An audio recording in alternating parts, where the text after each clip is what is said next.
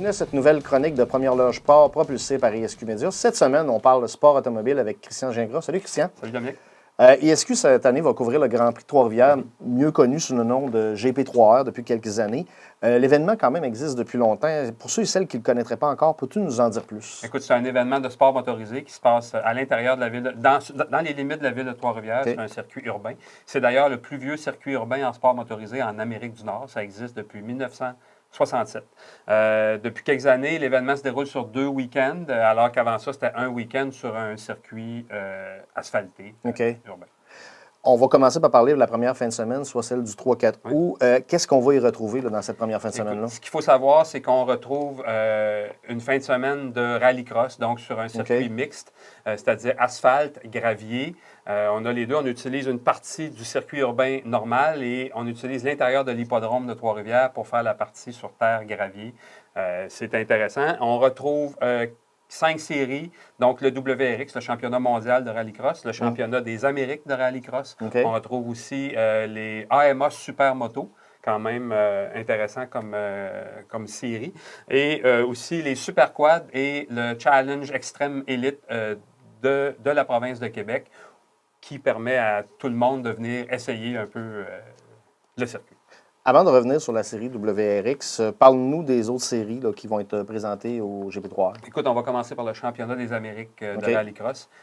Seulement 7 voitures dans ce championnat-là. C'est quand même des voitures qu'on connaît, comme les Subaru WRX, les Beetle de Volkswagen, les Ford Fiesta. Scott Speed, qui est un Américain qu'on a vu en Formule 1, qu'on a vu en Formule A, qu'on a vu en NASCAR. Un nom prédestiné, en plus. Oui, tout à fait. Depuis plusieurs années, il a fait sa niche en rallye. Il est maintenant en rallycross. C'est le champion défendant. Il mène actuellement le championnat aussi pour cette année. Il y a aussi le rallye national du Challenge Extreme Elite dont on parlait tantôt. Ce qui est intéressant, c'est qu'on retrouve un peu de tout. Donc, on a des voitures à 2 roues motrices, des voitures à 4 roues motrices, des motos, des quads. On retrouve un peu de tout. Ça permet à la relève québécoise de se faire voir dans des événements.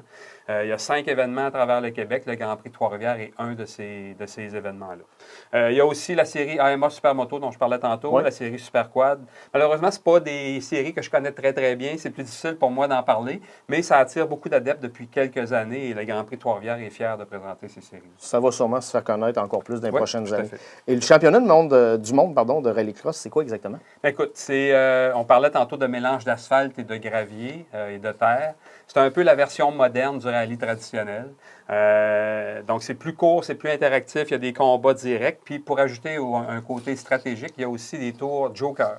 Un tour Joker, c'est C'est quoi ça? C'est un détour qu'il faut prendre au moins une fois pendant la course.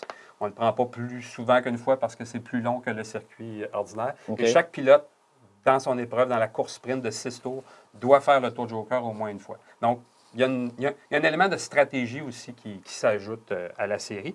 Dans cette série-là, on retrouve des voitures comme les Peugeot 208, les Hyundai i20, les Ford Fiesta, les Audi A1, les Renault Mégane, etc. C'est des voitures moteurs turbo-compressés 2 litres, 600 chevaux, donc extrêmement puissantes, 4 roues motrices.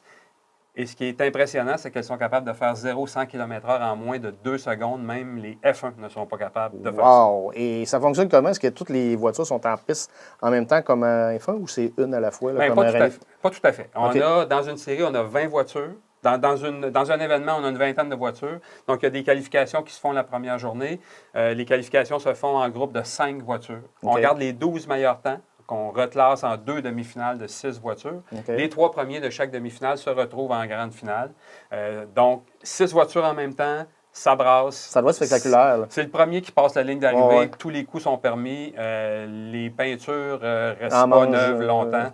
Il y a des sauts, les voitures se frappent. C'est vraiment intéressant à voir aller.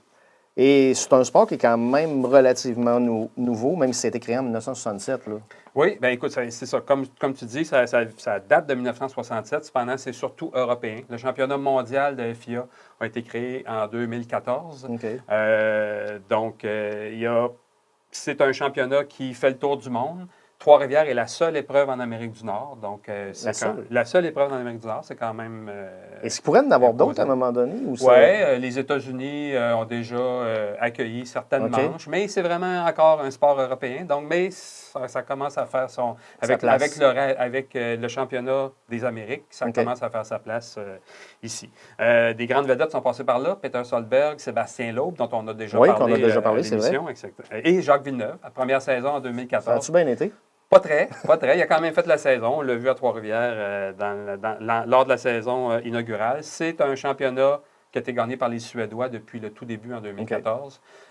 D'ailleurs, les deux meneurs actuellement au championnat, ce sont deux Suédois, des frères. Les frères Hansen qui sont au sommet du classement. Pas les mêmes co-hockey. Non, pas les mêmes co-hockey. Juste mentionner aussi à Trois-Rivières, c'est la plus longue ligne droite sur asphalte du calendrier. Comme je disais tantôt, la partie en terre est à l'intérieur de l'hippodrome. Donc, ça doit être quand même assez rapide. Oui. Grand Prix de Trois-Rivières se déroule, on l'a dit tantôt, sur 2 fins de semaine. On a déjà parlé du week-end de rallycross. C'est quoi qui se passe sur la deuxième fin de semaine? Écoute, le week-end du 9, 10, 11 août, énormément d'actions, 6 séries de voitures, 15 courses sur la piste. Donc, il y a des séries qui reviennent à plusieurs reprises faire une course. Donc, si tu n'as pas gagné la première, tu as une chance d'aller gagner une deuxième fois. Pour les autres séries. Évidemment, la série principale depuis plusieurs années, c'est la NASCAR Pinty. C'est elle qui termine le week-end avec sa course de 50 tours. Mais on retrouve 5 autres séries aussi, puis comme je disais, 14 autres courses. Donc, ces séries-là, le CTCC, Super Production Challenge, Nissan Micra, Formule 1600 et la Formule Atlantique qui fait un retour cette année. Christian, dis-moi en plus sur la série CTCC et Super Production Challenge. Écoute, c'est 2 séries qui regroupent des voitures de production avec beaucoup de pilotes québécois, évidemment.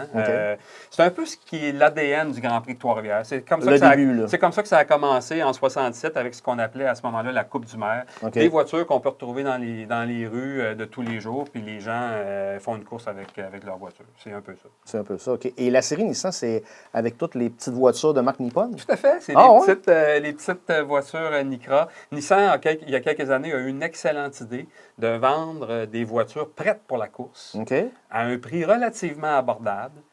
Tu peux faire une saison de course pour très peu d'argent une fois que tu as acheté la voiture. Donc, on retrouve énormément de voitures en piste. Vu que ça coûte moins cher. Ça coûte pas cher, ça coûte rien ou presque. On retrouve Michel Barrette, son fils Nicolas aussi participe à cette série-là depuis quelques années. L'année dernière, même le maire de Trois-Rivières avait participé à la série, avait gagé avec Michel Barrette, celui qui tondrait la pelouse à l'hôtel de ville de l'autre. Oui, je me souviens de ça. Il y a le comédien, je te pose une question, tu n'as peut-être pas pensé que je te pose, c'est le comédien Jean-François Boudreau, qui est coureur automobile. Je ne sais pas si on l'a déjà vu dans ces courses-là. Écoute, je ne pourrais pas te dire, mais il y a des bonnes chances. La Coupe Nissan Micra est vraiment courue de tous ceux qui ont une voiture, qui ont de l'argent pour le faire. S'amuser à faire de la course. Évidemment, ce n'est pas les voitures les plus puissantes, ce n'est pas les voitures les plus rapides, mais elles sont toutes pareilles. On a tous des pilotes plus ou moins expérimentés. Ça donne toujours un beau spectacle. Ça doit être intéressant. Et là, ce qui est intéressant aussi à Trois-Rivières, c'est qu'il y a le retour de la Formule Atlantique qui fait beaucoup jaser. Oui, bien écoute, pour les 50 ans du Grand Prix de Trois-Rivières, il y en a qui vont se dire 50 ans, 1967, c'est 52 ans. Ouais, c'est ça. Le Grand Prix a été arrêté pendant 3 ans. Il n'y en a pas eu. De 86 à 88, c'est pour ça que... Il y avait une raison? Manque de ressources financières. De financement. C'est une nouvelle équipe qui a repris le Grand Prix après cette interruption-là de 3 ans. Donc, c'est le 50e Grand Prix de Trois-Rivières, même si ça fait 53 ans, dans le fond, que l'événement existe. Donc, la Formule Atlantique a animé le spectacle de 1974 jusqu'à 2003. C'est la série la plus connue au Grand Prix de Trois-Rivières. Il y a des pilotes qui sont passés par là, Tagliani, Camiran, Bourbonnais, Godin, Dumoulin, Carpentier, les frères Villeneuve, évidemment. Il n'y a plus de Formule Atlantique, mais on a ressorti les vieilles Formules Atlantiques de toutes les époques. On va les revoir sur la piste pour 2 courses pendant la fin de semaine au Grand Prix de Trois-Rivières, piloté dans plusieurs cas par les pilotes que je viens. Évidemment, on s'entend, ça ne sera pas des courses où Est-ce qu'il va y avoir un enjeu? Un enjeu, ça va être plus une parade rapide, mais ça va être bien le fun de voir ces pilotes-là sur la piste. Formule Atlantique, on se rappelle, c'est en 1976 qu'on a eu la plus belle course, en tout cas, la course la plus connue du Grand Prix de Trois-Rivières. Jacques Villeneuve, James Hunt, qui a été champion de Formule 1 cette année-là. Alan Jones, on l'oublie parfois, mais Alan Jones, qui a remporté le championnat du monde de F1 aussi dans les années suivantes, était à Trois-Rivières. Gilles Villeneuve, Alan Jones et James Hunt sont montés sur le podium tous les trois. C'est suite à cette course-là que James Hunt est retourné en Europe, a dit au propriétaire de McLaren, il y a un petit gars à Trois-Rivières qui s'appelle Gilles Villeneuve, qui est capable de piloter une F1, et c'est comme ça que la carrière de Gilles Villeneuve a commencé en F1 chez McLaren. C'est même pour dire que c'est ici au Québec. Ouais. Et j'ai aussi entendu dire entendu que Bertrand Godin serait de la partie. Oui, Bertrand Godin va être de la partie. Il va piloter une des formules atlantiques, la March jaune de Villeneuve, donc il va la piloter dans la course des formules atlantiques. Mais il est aussi inscrit au championnat de Formule 1600 cette année. Il a participé au championnat il y a quelques années, mais il reprend du volant cette année. La Formule 500, c'est l'ancienne Formule Ford. C'est aussi présent au Grand Prix de Trois-Rivières depuis toujours. C'est une formule abordable, qu'on retrouve beaucoup de voitures qui sont sur la piste. Olivier Bédard mène le championnat actuellement. Des noms connus, Didier Scranen. De RDS. Bertrand Godin aussi occupe les 3e et 4e places au classement. Ils vont encore se battre en piste au Grand Prix de Trois-Rivières. La carrière se continue. Et on arrive à la série NASCAR Pinty's. Évidemment, la série canadienne de NASCAR, elle s'arrête au Québec 3 fois, en tout cas cette année. La course à l'Autodrome Chaudière est déjà passée. On a celle du Grand Prix de Trois-Rivières au mois d'août et on aura celle à Saint-Eustache plus à la fin de l'été. Évidemment, cette série-là, cette année, est dominée par les pilotes québécois. Les rangées Lacroix, Dumoulin, Tagliani, Camiran, Labbé sont tous en haut du classement. Les batailles sont belles en piste. La lutte est vraiment intense. Il y a 4 courses disputées jusqu'ici. Celle de Trois-Rivières va être la 5e. Le circuit de Trois-Rivières, à certains endroits, est très étroit.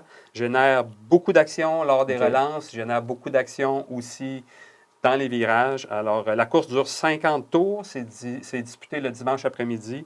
Ça devrait barder. Et il y a des points qui vont aller chercher sûrement au classement. Merci, Christian. Voilà, c'est ce qui termine cette chronique de Première Loge Sport. Je vous dis à une prochaine. Bye-bye.